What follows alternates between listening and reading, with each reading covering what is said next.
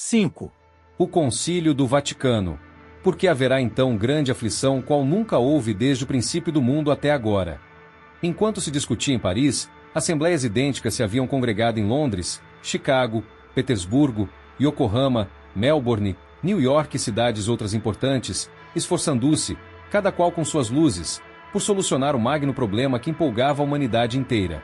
Em Oxford, notadamente, a Igreja Reformada agregava um sínodo teológico no qual as tradições e interpretações religiosas eram assaz controvertidas. Interminável a tarefa de aqui historiar, mesmo sucintamente, o resultado desses congressos. Não podemos, contudo, deixar sem comentário do Vaticano, como o mais importante do ponto de vista religioso, qual o de Paris do ponto de vista científico. Um concílio ecumênico de todos os bispos fora, havia muito, convocado pelo Pontífice Pio XVIII, a fim de votar um novo artigo de fé, corroborando e completando da infalibilidade papal, votado em 1870, bem como 3 outros supervenientes. Desta vez, cogitava-se da divindade do Papa. A alma do Pontífice Romano, eleito pelo conclave sob inspiração direta do Espírito Santo, deveria ser declarada como partícipe dos atributos do Eterno, não poderia falir, desde o início do respectivo mandato, não somente nas decisões teológicas ex-cátedra, como em todos os assuntos humanos, e pertencer, de pleno direito, à imortalidade paradisíaca dos santos que rodeiam de perto o trono de Deus, compartilhando da sua glória. Um certo número de prelados modernos não considerava, é verdade, a religião senão em função do papel que pode representar na obra da civilização. Entretanto, os pontífices da velha escola ainda admitiam sinceramente a revelação e os últimos papas se haviam mostrado verdadeiros padrões de sabedoria, de virtude e santidade. O concílio antecipara-se de um mês, devido ao advento cometário, pois se esperava que a solução teológica iluminasse e acalmasse os fiéis sobressaltados, levando-lhes quiçá uma perfeita tranquilidade espiritual. Não nos preocupam aqui os trabalhos conciliares, pertinentes ao novo artigo de fé. Diremos tão só que foi votado por grande maioria, ou seja, 451 por 86. Também foi muito notado o voto negativo de 4 cardeais, 25 arcebispos ou bispos franceses. Entretanto, a maioria tinha força de lei, e ao ser proclamado o dogma da divindade papal, viram-se 451 prelados ajoelharem-se junto do trono pontifício, em adoração ao Divino Pai, expressão esta que, de há muito, substituíra a de Santo Padre. Nos primeiros séculos do cristianismo, o título honorífico dado ao Papa era o de vosso apostolado, substituído mais tarde por vossa santidade. Agora, dever-se-ia dizer vossa divindade. A ascensão do título atingira o zênite. O concílio subdividira-se em umas tantas sessões ou comissões de estudos e a tese já muitas vezes agitada, do fim do mundo, fez-se objeto exclusivo de uma comissão. Nosso dever é reproduzir aqui, tão exatamente quanto possível, o aspecto da principal sessão consagrada ao assunto. O patriarca de Jerusalém, criatura sumamente piedosa e profundamente crente, foi o primeiro a pedir a palavra. Falou em latim, mas aqui tem a tradução fiel do seu discurso. Veneráveis padres, penso não poder agir mais sabiamente do que abrindo perante vós os santos evangelhos. Peço permissão para ler textualmente. Portanto, quando virdes a abominação do assolamento, de que foi dito por Daniel profeta, que está no lugar santo, quem lê advirta. Então os que estiverem na Judéia, fujam para os montes. O que estiver sobre o telhado não desça a tomar alguma coisa de sua casa. E o que estiver no campo não torne atrás a tomar seus vestidos. Mas ai das prenhas e das que criarem naqueles dias. Orai, porém, que vossa fuga não aconteça em inverno, nem no sábado. Porque haverá então grande aflição, qual nunca houve desde o princípio do mundo até agora, nem tampouco haverá. E se aqueles dias não fossem abreviados, nenhuma carne se salvaria. Mas, por causa dos escolhidos, serão abreviados aqueles dias. Porque como o relâmpago, que sai do Oriente e aparece até o Ocidente, assim será também a vinda do Filho do Homem. E logo depois da aflição daqueles dias o sol se escurecerá, a lua não dará seu resplendor e as estrelas cairão do céu e as forças do céu se comoverão. Então aparecerá no céu o sinal do Filho do Homem. Todas as tribos da terra lamentarão e verão o Filho do Homem, que vem sobre as nuvens do céu com grande potência e glória. Tais são, veneráveis irmãos, as palavras de Jesus Cristo. E o Senhor não se descuidou de acrescentar: em verdade vos digo, que alguns há dos que aqui estão, que não experimentarão a morte, até que não vejam vir o Filho do Homem em seu reino. Em verdade vos digo, que esta geração não passará, sem que todas estas coisas aconteçam. Palavras são estas, textualmente respigadas do Evangelho, e vós sabeis que, sobre este ponto, os evangelistas são unânimes. Sabeis também, reverendíssimos padres, que o Apocalipse de São João expõe, em termos ainda mais trágicos, a grande catástrofe final. Mas, todos vós conheceis literalmente as Santas Escrituras e ocioso seria, se não irreverente, perante vós, acumular citações que tendes na ponta da língua, por assim dizer. Este o exórdio do patriarca de Jerusalém. Ele dividiu em 3 partes o seu discurso, a saber: primeiro, a palavra de Jesus Cristo. Segundo, a tradição evangélica. Terceiro, o dogma da ressurreição da carne no dia do juízo final. Iniciado em moldes de exposição histórica, esse discurso não tardou a transformar-se numa espécie de amplíssimo sermão, e quando o orador, depois de citar São Paulo, Clemente de Alexandria, Tertuliano, Orígenes, chegou ao concílio de Nicéia e ao dogma da ressurreição universal, deixou-se empolgar pelo assunto com tal eloquência que abalou profundamente toda a conspícua assembleia. Vários bispos, já um tanto descrentes, sentiram-se tocados pela fé apostólica dos primeiros séculos. Importa dizer que o cenário do sodalício prestava-se maravilhosamente ao assunto. Nem mais nem menos que a Capela Sistina. O imenso e grandioso painel de Miguel Ângelo ostentava-se, qual novo céu apocalíptico, diante de todas as vistas. O formidável amontoado de corpos, braços e pernas em contorções violentas e bizarras, o Cristo fulminante, os réprobos arrastados por demônios de feice bestial, mortos a surgirem dos túmulos, esqueletos a revestir-se de carne, o estupor da humanidade trêmula ante a cólera divina, todo esse conjunto parecia dar realidade viva aos tropos eloquentes do patriarca. Momentos havia em que, devido talvez a efeitos de luz, as trombetas pareciam mover e avançar e timbrar, longínquamente, o celestial apelo. Logo que o patriarca terminou, um bispo independente do número dos mais turbulentos e dissidentes do concílio, o sábio Maestros, precipitou-se para a tribuna e entrou a clamar que era preciso nada tomar a letra nos evangelhos, como nas tradições da igreja, e mesmo nos dogmas. Tudo se transforma e obedece à lei do progresso. O mundo caminha. Os cristãos esclarecidos já não podem admitir a ressurreição do corpo nem o retorno de Jesus num trono nubívago, tanto quanto o juízo final. Todas estas imagens eram boas para a igreja das catacumbas. Há muito que ninguém acredita nisso. São ideias anticientíficas e vós, reverendos padres, tanto quanto eu, sabeis que agora precisamos estar acordes com a ciência, que deixou de ser, qual ao tempo de Galileu, a humilde serva da teologia. Os corpos não podem mesmo reconstituir-se, nem por milagre, atento a que as moléculas voltam à natureza e pertencem sucessivamente a inúmeros seres, vegetais, animais, humanos. Nós somos formados da poeira dos mortos, e no futuro, as moléculas de oxigênio, hidrogênio, azoto, carbono, fósforo, enxofre, ferro, que constituem a vossa carne e os vossos ossos, serão incorporadas noutros organismos, humanos ou brutos.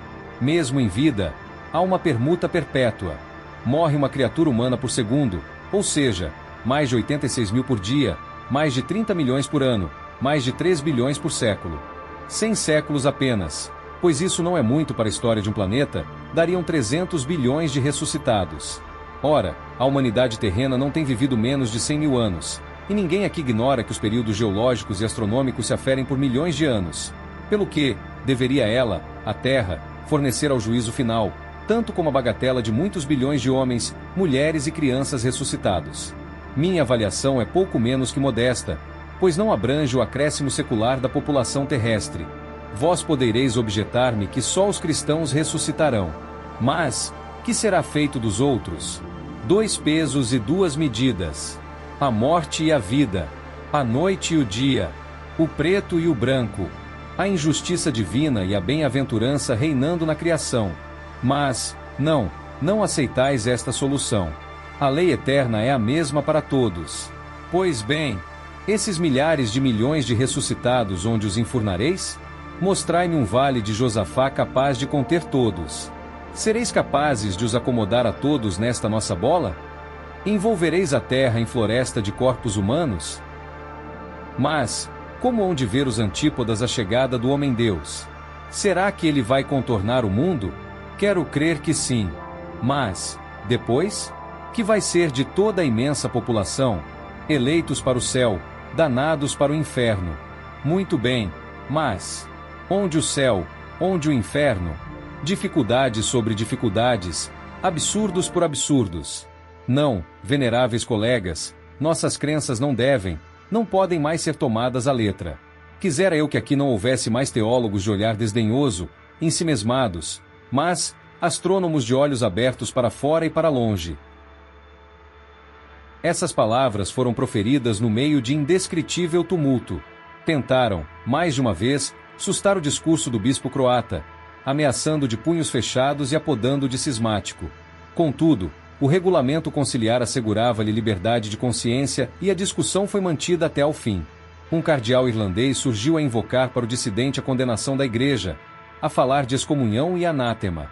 Viu-se, então, assomar à tribuna um dos maiores prelados da Igreja Anglicana, o arcebispo de Paris, declarando que o dogma da ressurreição podia ser ventilado sem incidir em reprovação canônica, que poderiam conciliar-se a razão e a fé.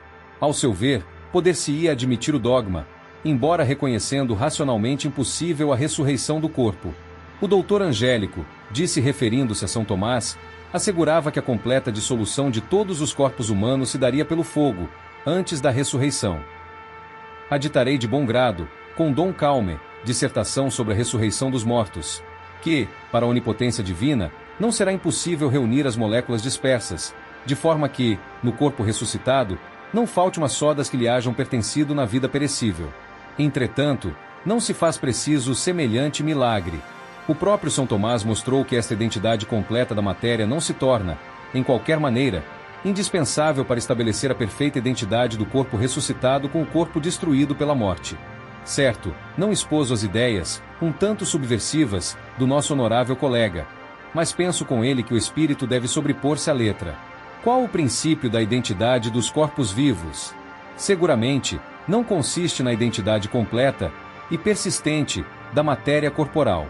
De fato, no fluxo contínuo e na renovação constante que constituem o jogo da vida fisiológica, os materiais que pertenceram sucessivamente a um corpo humano, da infância à velhice, dariam para fazer uma estátua colossal.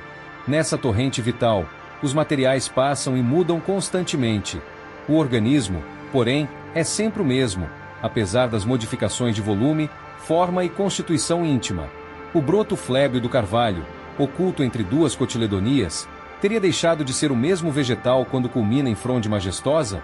O embrião da larva, ainda no óvulo, deixaria de ser o mesmo inseto transformando-se em lagarta, crisálida, borboleta? Deixará o feto humano de ser o mesmo indivíduo em se tornando criança, adulto, ancião? Ninguém o dirá. Restará no carvalho, na falena, no homem, uma só molécula do broto, da larva embrionária, do feto? Qual, pois, o princípio subsistente a todas essas mudanças? E será ele algo de real, que não imaginário? Certo que sim.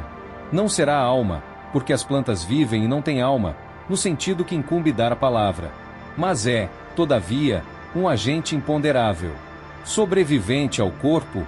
É possível. Assim pensava São Gregório de Nice. Se ficar ligado à alma, pode ser chamado a dar-lhe um novo corpo, idêntico ao dissolvido com a morte, ainda mesmo que esse corpo não possuísse uma só molécula das que retiver em qualquer fase da vida terrena. Não deixará, por isso, de ser um corpo nosso, tanto quanto que investimos aos 5, 15 ou 60 anos. Tal corpo concorda perfeitamente com as Santas Escrituras quando afirmam que, depois de uma vida separada do corpo, as almas o retomarão no fim dos tempos, e para sempre. Permiti que, a São Gregório de Nice, acrescente um grande filósofo, Leibniz, que opinava ser imponderável, mas não incorpóreo, o princípio da vida fisiológica, ficando a ele unida a alma, após separar-se do corpo visível e ponderável. Não pretendo aqui aceitar nem recusar esta hipótese. Noto, apenas, que ela se presta a explicar o dogma da ressurreição, no qual todo cristão deve crer sem nenhuma dúvida. Esta tentativa de conciliação entre a fé e a razão, adverte o bispo croata, é digna de elogios, conquanto se me afigure mais engenhosa que aceitável. Esses presumidos corpos assemelhar-se-ão aos nossos? Se perfeitos, incorruptíveis, apropriados a novo regime, não devem possuir órgãos quaisquer, sem finalidade prática. Para que uma boca, se não precisam alimentar-se? Por que pernas, sem necessidade de caminhar? Braços para que, se não há trabalho? Um dos nossos ancestrais, Orígenes, cujo sacrifício pessoal jamais foi esquecido, conjeturou esses corpos como perfeitas bolas. Seria lógico, tal, mas não belo nem interessante. É preferível admitir com São Gregório e Santo Agostinho, intermite o arcebispo de Paris, que os corpos ressuscitem sob a forma humana, véu transparente da beleza humana. Assim o cardeal francês resumiu a moderna opinião da Igreja, no concernente à ressurreição da carne. Quanto às objeções de local, número de ressuscitados, exiguidade de espaço, fixação definitiva de eleitos e condenados, foi impossível chegar a um acordo, devido às contradições insolúveis. Cumpre-nos, todavia, assinalar a ideia assaz original de um pregador do oratório, candidato à púrpura, de que o mundo destinado a receber os ressuscitados há de ser um enorme globo oco iluminado no centro por um sol inexaurível e habitado na face interior. Destarte, dizia, fica resolvido o problema do dia perene da vida futura. A impressão subsistente em todos os espíritos era a de que, apesar de todas as proposições, também nesse particular deviam considerar as coisas figuradamente, que nem o céu nem o inferno dos teólogos correspondem a lugares precisos, antes correspondem a estados de alma, de bem ou de mal-estar, e que a vida eterna, de qualquer forma, poderá e deverá completar-se nos inumeráveis orbes que povoam o espaço infinito. Dir-se-ia, então, que o pensamento cristão se havia gradualmente transformado nos espíritos esclarecidos, de acordo com a astronomia e demais ciências. Sem embargo, o Papa e a maior parte dos cardeais mantinham-se estrita e absolutamente aferrados às velhas crenças e dogmas, decretados e sancionados de prístinos tempos. Do cometa, pouco cogitaram e, contudo, o Papa telefonou a todas as dioceses do mundo, recomendando preces públicas para aplacar a cólera divina e desviar da cristandade o braço do soberano juiz. Fonógrafos adequados fizeram audível em todas as igrejas a palavra do pontífice. Esta sessão realizará-se terça-feira, à noite, isto é, no dia imediato às 2 verificadas em Paris. O Divino Pai tinha transmitido o aviso do presidente do Instituto para que se afastassem da Itália na data crítica, mas ninguém lhe dera maior atenção. Primeiro, porque a morte representa, para os crentes, uma libertação e, segundo, porque a maioria dos teólogos contestava a existência de habitantes em Marte. Finalmente, porque um concílio de bispos, presidido pelo Divino Papa, não poderia parecer temeroso e devia guardar alguma confiança na eficácia da prece, na elevação das almas ao Deus onipotente, que senhoreia e dirige os corpos celestes.